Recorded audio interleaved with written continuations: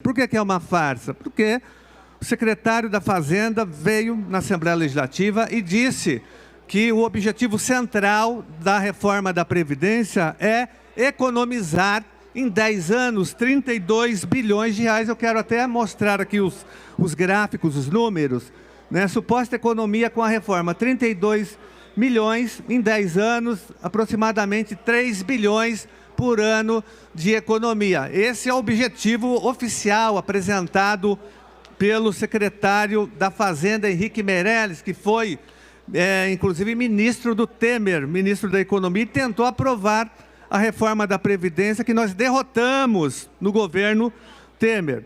Só que nós estamos apresentando outros números e outros dados que são superiores a esses valores. Eu me refiro aqui, por exemplo, à dívida ativa do Estado de São Paulo, que já é hoje de 340 bilhões de reais. Vamos colocar só o gráfico da dívida ativa do Estado de São Paulo. Essa daqui, olha, aqui são as grandes empresas que devem, no mínimo, 340 bilhões, são devedores, não tem mais recurso, não cabe mais recursos e essas empresas devem 340 bilhões para o Estado de São Paulo. Aqui nós temos os maiores devedores. A Droga Vida deve 4 bilhões, a Telefônica quase 4 bilhões, a Petrobras 3 bilhões e meio, Pão de Açúcar, são bilhões que são devidos ao fisco por essas grandes empresas.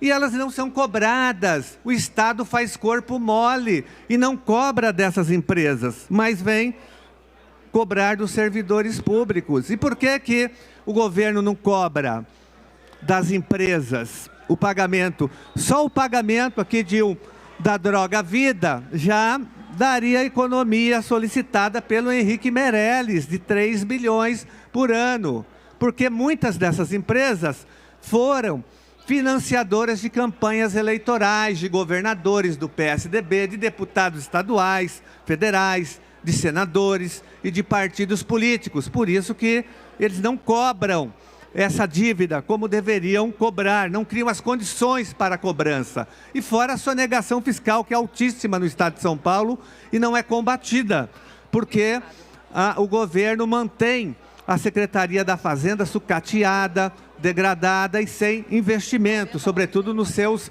servidores. Mas além da dívida ativa, estou correndo aqui por conta do tempo, nós temos também aqui a dívida pública do Estado de São Paulo, dívida pública, que consome 17 bilhões por ano dos cofres públicos. Uma dívida ativa que, em última instância, ela serve para alimentar o mercado financeiro, pagar os especuladores, os rentistas, os bancos nacionais e internacionais.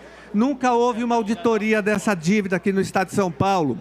E nós, desde 2007, estamos lutando para implantar uma auditoria da dívida ativa do Estado de São Paulo. Tem que ter a auditoria já da nossa dívida ativa. Então, o problema está aqui na dívida ativa, na dívida pública, na dívida ativa.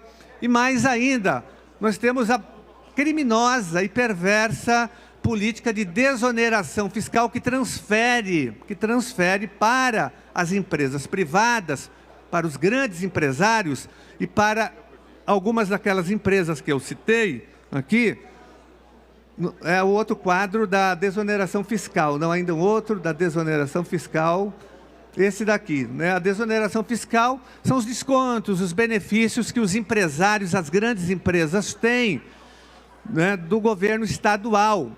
Inclusive, no ano passado, o Dória aprovou aqui na Assembleia Legislativa uma desoneração fiscal, um desconto para as empresas aéreas do Estado de São Paulo. Os frigoríficos são beneficiados com essa política de desoneração. Isso dá mais ou menos 20 bilhões por ano. É muito dinheiro, é muito dinheiro.